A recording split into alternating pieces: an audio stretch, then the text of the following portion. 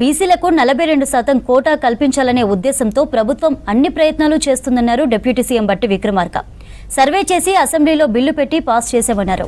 Assembly కూడా ఏకగ్రీవంగా బిల్లును ఆమోదించిందని వివరించారు. దీనికి అన్ని రాజకీయ పార్టీలు మద్దతిచ్చాయని గుర్తు చేశారు బట్టి.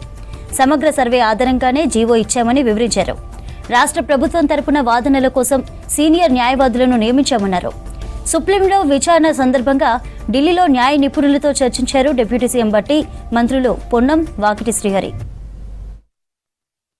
తెలంగాణ రాష్ట్ర ప్రభుత్వం రాష్ట్రంలో ఉన్నటువంటి ఓబీసీ వర్గాలకి 42% రిజర్వేషన్ కల్పించాలనేటువంటి ఆలోచనతో సిపెక్ సర్వే చేసి ఆ సర్వే ఆధారంగా రాష్ట్ర ప్రభుత్వం క్యాబినెట్లో నిర్ణయం చేసి శాసనసభలో బిల్లు పెట్టి బిల్లు పాస్ చేసి 42% రిజర్వేషన్ ఇచ్చేయడం కోసం శాసనసభ అది కూడా ఏకగ్రీవంగా అన్ని రాజకీయ పార్టీలు ఆ బిల్లును శాసనసభలో ప్రవేశపెట్టినప్పుడు ఏకగ్రీవంగా అందరూ ఒప్పుకున్న విషయం కూడా మీ అందరూ తెలిసిందే.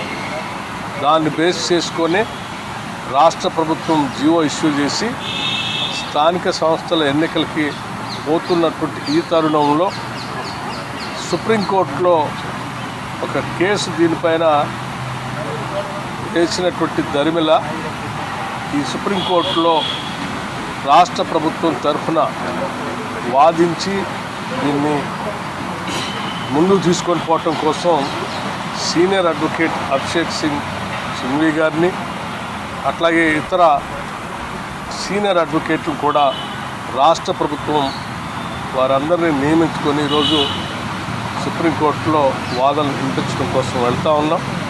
తప్పనిసరిగా మా అందరికీ నమ్మకం ఉంది. ఎందుకనంటే న్యాయస్థానాలు గతంలో చెప్పినప్పుడు కూడా ఇందిరా సహాని 1991